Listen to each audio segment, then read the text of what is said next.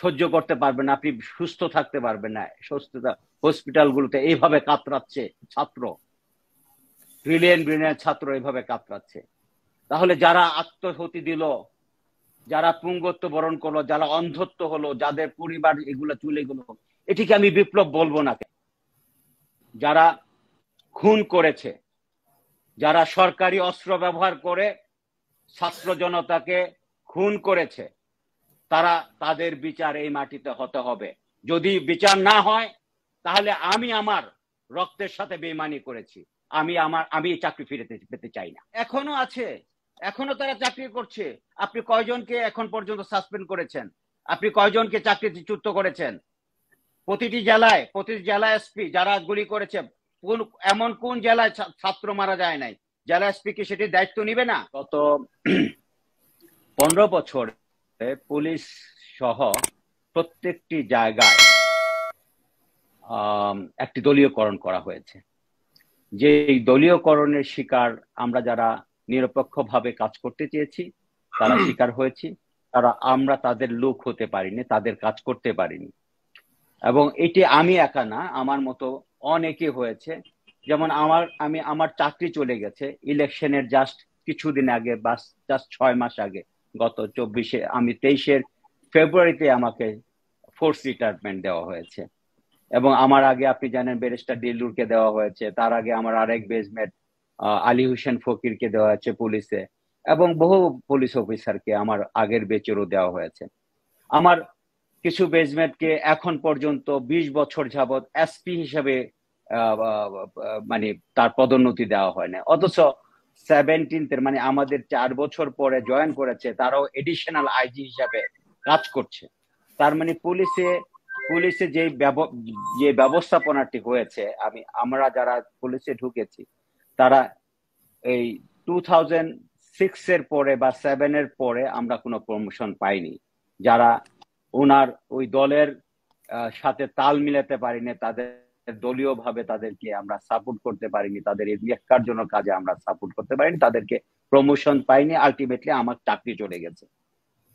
এমনি ভাবে দলীয়করণ করতে গিয়ে পুলিশের প্রত্যেকটি জায়গায় শুধু আবার এদের মধ্যে কিছু আবার প্রমোশন পেয়েছে, যারা প্রতিবাদ করেনি, প্রমোশন পেয়েছে কিন্তু পোস্টিং ভালো পোস্টিং পায়নি। মানে কোন রেঞ্জের ডিআইজি বা কোন জেলার এসপি যেটি ফিল্ডে কাজ করা, সেই সুযোগগুলো পায়নি। দেখেন, গত ইলেকশনের আগেই আমাকে ফোর্স রিটায়ারমেন্ট 2018 সালের ইলেকশনে যারা ডিউটি করেছে, যারা জেলা এসপি ছিল, যারা ডিআইজি ছিল, তাদেরকে প্রত্যেককে বিপিএম পিপিএম দেওয়া হয়েছে। কেন দেওয়া হয়েছে? কারণ দিনের ভোট তারা রাতে করে দিয়েছে। 2024-এও যারা ইলেকশন ডিউটি করেছে তাদেরকে মূল্যায়ন করেছে। এইভাবে পুলিশকে প্রত্যেকটি ইনস্টিটিউশনকে ধ্বংস করেছে তারা। এইটা ধ্বংস করার মধ্যে এই যে দেখেন এই যে বিপ্লব হলো, গণ অভ্যুত্থান বলেন, বিপ্লব বলেন, আমি এটিকে বিপ্লব বলি এই কারণে যে হাজার হাজার ছাত্র জনতা সেখানে বুকের রক্ত, তাজা রক্ত ঢেলে দিয়েছে, পুলিশের গুলিতে মারা গিয়েছে, আওয়ামী সন্ত্রাসের গুলিতে মারা গিয়েছে, আওয়ামী সন্ত্রাসের হামলায় মারা গিয়েছে, অনেকে পুঙ্গ হয়ে গেছে, অনেকে প্রায় 3 থেকে 4 হাজার ছাত্র করেছে, এক চোখ, কারো এক চোখ চলে গেছে, কারো 2 চোখ চলে গেছে। বিভৎস অবস্থা। আপনি যদি দেখেন হসপিটালগুলোতে, আপনি সহ্য করতে পারবেন না, আপনি সুস্থ থাকতে পারবেন না। হসপিটালগুলোতে এইভাবে কাতরাচ্ছে ছাত্র, ব্রিলিয়েন্ট ব্রিলিয়েন্ট ছাত্র এইভাবে কাতরাচ্ছে। তাহলে যারা আত্মহতি দিল, যারা পুঙ্গত্ব বরণ করলো, যারা অন্ধত্ব হলো, যাদের পরিবার এগুলো চলে গেল, এটিকে আমি বিপ্লব বলবো না কেন? এই বিপ্লবের মধ্যে দিয়ে যে সরকার গঠন হয়েছে, আমি মনে করি যারা রক্ত নিয়েছে, যাদের হাতে রক্ত, তাদের এই দেশে কাজ করার কোনো অধিকার নেই। সরি টু সে অ্যাগেন, আমি আবার বলতেছি, আপনার মাধ্যমে বলতে চাই, দর্শক শ্রোতাদেরকে বলতে চাই, যাদের হাতে রক্ত, যাদের গুলিতে, যাদের নির্দেশে আজকে ছাত্র জনতা শহীদ হয়েছে, পুঙ্গত্ব বরণ করেছে, অন্ধ হয়েছে, তারা এখনো চাকরি করে কিভাবে, এটি আমার মাথায় ধরে না। আমি ছাত্র জনতাকে বলবো, আজকে যে সরকার মানে গঠন তারা হয়েছে আসলে তাদের চাকরি করে কাছে সেটির কিভাবে, মানে এই জবাব সরকার তো গঠন হয়েছে, এই সরকার গঠন হওয়ার পরেও তারা কিভাবে চাকরিতে আমি আছে? জানি না, আমি জানি না, আমার আমার আমার মাথায় ধরে না। তারা এখনো জেলা এসপি থাকে কি করে, তারা এখনো ডিআইজি থাকে কি করে, তারা এখনো কমিশনার থাকে কি করে? তাদের তো বিচারের আওতায় আনা দরকার, তাদেরকে সর্বোচ্চ সাজা দেওয়া দরকার আমি মনে করি। তারা এখনো চাকরি করছে। আর আমাদের যারা চাকরি চলে গিয়েছে, আমরা এখনো আজকে থেকে দুই এক দেড় সপ্তাহ ধরে আমি অ্যাপ্লিকেশন করে রেখেছি। আমার ইন্সপেক্টর জেনারেল সাহেব, আমার মানে আইজিপি মহোদয় আমার অ্যাপ্লিকেশন মন্ত্রণালয়ে পাঠিয়ে দিয়েছে। এখন পর্যন্ত আমি রিইনস্টেট হতে পারছি না, অথচ আমাকে অন্যায়ভাবে চাকরি থেকে তাড়িয়ে দিয়েছে। যাই হোক, হয়তো বা হবো, আমি জানি না, এটি নিয়ে আমি কথা বলতে চাই না। কিন্তু কথা হলো আমার একটি জায়গায়, যারা খুন করেছে, যারা সরকারি অস্ত্র ব্যবহার করে ছাত্র জনতাকে খুন করেছে, তাদের বিচার এই মাটিতে হতে হবে।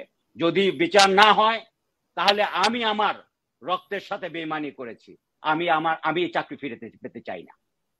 আমি আপনার মাধ্যমে আজকের এই জনগণকে আমি জানাতে চাই, বাংলাদেশের সকল জনগণকে জানাতে চাই, আমি যে চাকরিটি ফিরে পেতে চাই, সেই চাকরিটি আমি চাই না, আমি চাকরিটি করতে চাই না যতক্ষণ পর্যন্ত যারা গুলি করে মেরেছে, যারা গুলির নির্দেশ দিয়েছে, যে পুলিশ কমিশনার, যে পুলিশের ডিআইজি, যে পুলিশের এসপি, যে পুলিশের ওসি এই কাজের সাথে জড়িত আছে, তাদের প্রত্যেককে চিহ্নিত করে বিচারের আওতায় আনতে হবে এবং তাদেরকে ইমিডিয়েটলি চাকরি থেকে বরখাস্ত এবং চাকরি থেকে অব্যাহতি দিতে হবে।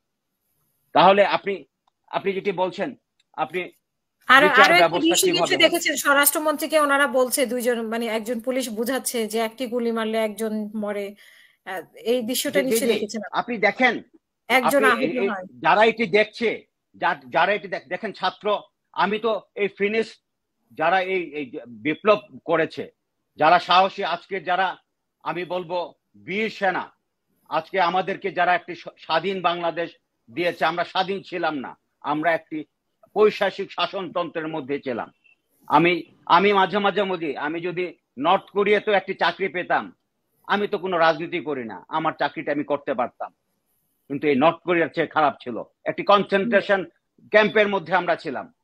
কনসেন্ট্রেশন ক্যাম্পের মধ্যে আমি কথা বলতে পারতাম না, আমি সত্য বলতে পারতাম না, আমি বলতে পারতাম না তাকে গুলি করা হয়েছে, যে তাকে গুলি করছে তার বিরুদ্ধে আপনি মামলা নিতে চাই, আমি এটি বলতে পারতাম না, তার বিরুদ্ধে মামলা নিতে দেওয়া হতো না। আপনার কোনো চাকরিটা হত্যার গিয়েছে মামলা, মানে কোন অভিযোগের প্রেক্ষিতে আপনার? কোনো অভিযোগ নাই, কোনো অভিযোগ নাই, আমাকে কোনো শোকজ করা হয় নাই। হঠাৎ করে ওয়ান ফাইন মর্নিং দেখি I am not in the service, one fine morning আমাকে বলছে you are not in the service.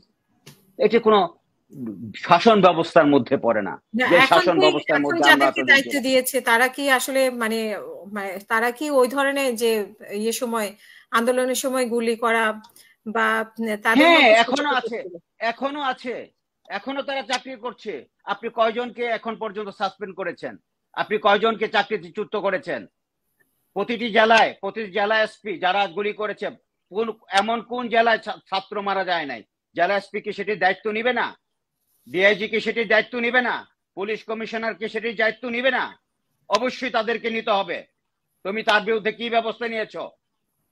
কেন অতিরিক্ত বল প্রয়োগ করে ছাত্র জনতাকে মারা হলো? এই বিপ্লবী ছাত্র জনতাকে কেন মারা হলো? এটি জবাব কে দিবে? এখন পর্যন্ত যদি তারা চাকরিতে থাকে এই ছাত্র জনতার কাছে, আমি অন্তত পক্ষে ডক্টর নাজমুল, আমি বলতে চাই, আমি জবাব দিতে পারবো না। আমি এই চাকরি করতে চাই না। আমি বলবো এদেরকে অতি সত্য চাকরি থেকে অব্যাহতি দিয়ে বিচারের আওতায় আনা দরকার।